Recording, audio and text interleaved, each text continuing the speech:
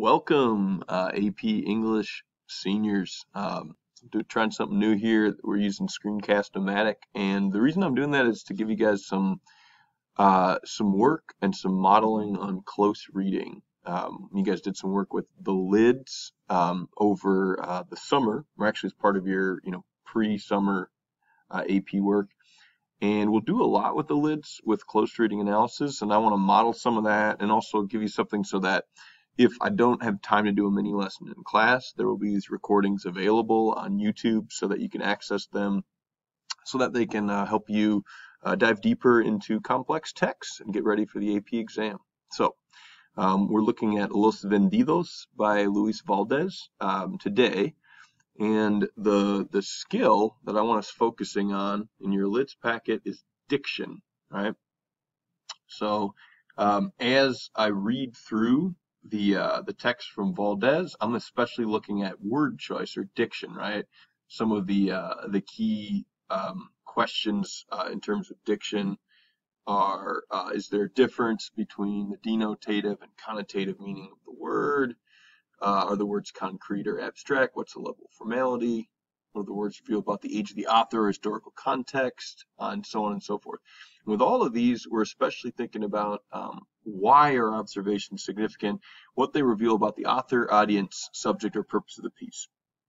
So we watched just a section of this short play, and I'm just going to look at the very first part of the play, the opening scene, and just show you how looking at its diction, the author Valdez's word choice, really opens up the piece. So let's do that. All right. I'm going to start just reading the scene directions and some of the opening lines, and then I'm going to try to unpack some of the diction that I see. I'm just doing this in the moment, so it might be a little messy. Scene. Honest Sancho's used Mexican lot and Mexican curio shop. 3 models are on display in Honest Sancho's shop. To the right, there is a revolucionario, complete with sombrero, carreras, and carabina 30-30. That, I believe, is a gun. Carabina is a type of gun. At the center on the floor, there is the farm worker under a broad straw sombrero. Stage left is the pachuco, filero in hand. I'm not sure what filero is, but I see that it's glossed in the bottom there. And this, by the way, this textbook is really helpful for stuff like that. It says it's a switchblade. Okay, so that's the pachuco who's got the filero in hand. And we'll learn more about kind of what type of person Valdez wants the pachuco to be and why he might have a knife in his hand. Then it says, Honest Sancho is moving among his models, dusting them and preparing for another day of business. Opening lines. Bueno, mis monos, vamos a ver a quién vendemos ahora, ¿no? He's speaking directly to the audience. That's interesting. So we're being addressed. Cuba.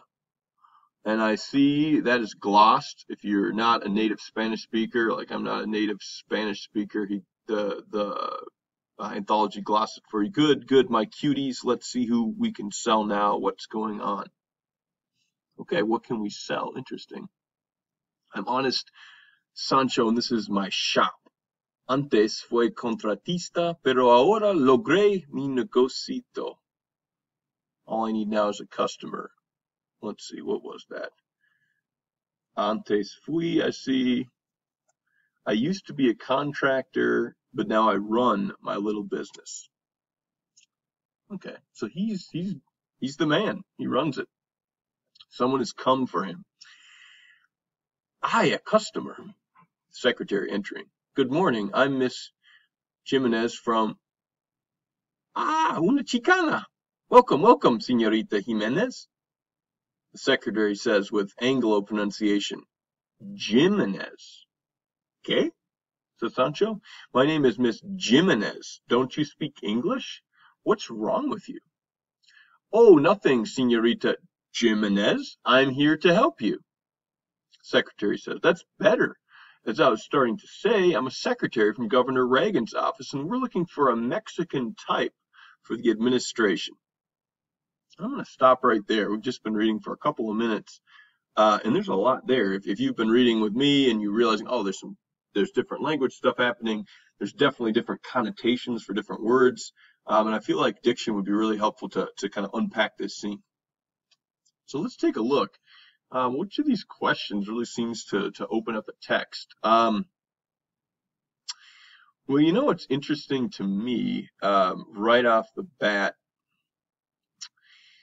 the words and this number 5 says, do the words exhibit local color, regional dialect, or are they standard and universal? It seems like this is kind of important because I noticed right from the beginning, right, that the way that Sancho and the secretary, who both have Latino or Hispanic sounding names, have very different ways of pronouncing the exact same word. Like, so the secretary says Jimenez and Sancho says Jimenez, and it seems like that actually points to a way that they are approaching their Latino or Hispanic heritage. And it seems like the secretary is opting for the Anglo pronunciation, maybe more Americanized way of looking at her heritage, whereas Sancho does not. So that seems significant right off the bat. In addition, if you look at another part of diction, it says, number 4, what do the words reveal about the age of the author or the historical context of the piece? This seems really helpful to really unpack it, because it seems like there's some politics going on here, and if you don't know a lot about the time period, the politics would kind of like fly right over your head. So might be helpful to look at the gloss, right? If you haven't been in the habit of looking at these glosses when you get an anthology or a history piece, really recommend it. Let's see what it says. Los Vendidos, first performed in 1967, right? You remember from U.S. history or AP U.S. history last year, lots going on there in the United States in terms of civil rights and political movements and the Vietnam War and all that stuff.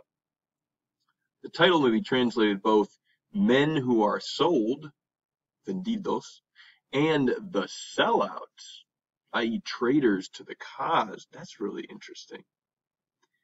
Luis Valdez was born in 1940 in Delano, California, the son of migrant farm workers, campesinos. Although his early education was interrupted by the need to work in the fields, he earned a BA in English from San Jose State in 1964. So he wrote this very shortly after graduating from college. So he's a young playwright.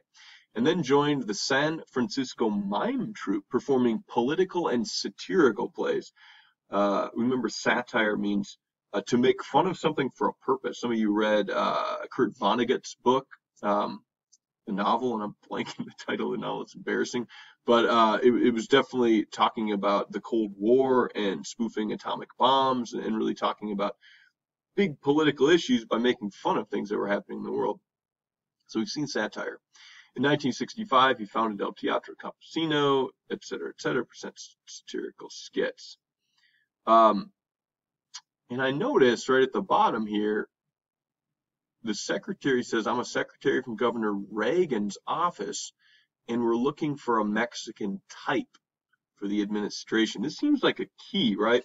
If we're talking about, right, remember 4, this was kind of what started this. What are the words real about the age, the author, or historical context? Well, it's the 60s, and what do we know about Reagan? You guys probably know from U.S. history again. He actually became a president of the United States. He was a former film actor, and he was a president for 8 years, and he was very conservative politically. He was a Republican president. So at this point, he's the governor of California. This tells me that there's some politics happening here already. The secretary has a conservative view politically, is representing a conservative view politically. And so this will really set the stage for the entire drama. And if you miss that right off the bat, this play isn't going to make a lot of sense.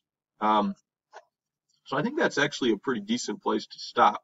I've just been really reading one section closely, and it's taken me about 10 minutes, but I feel like because of looking at both that number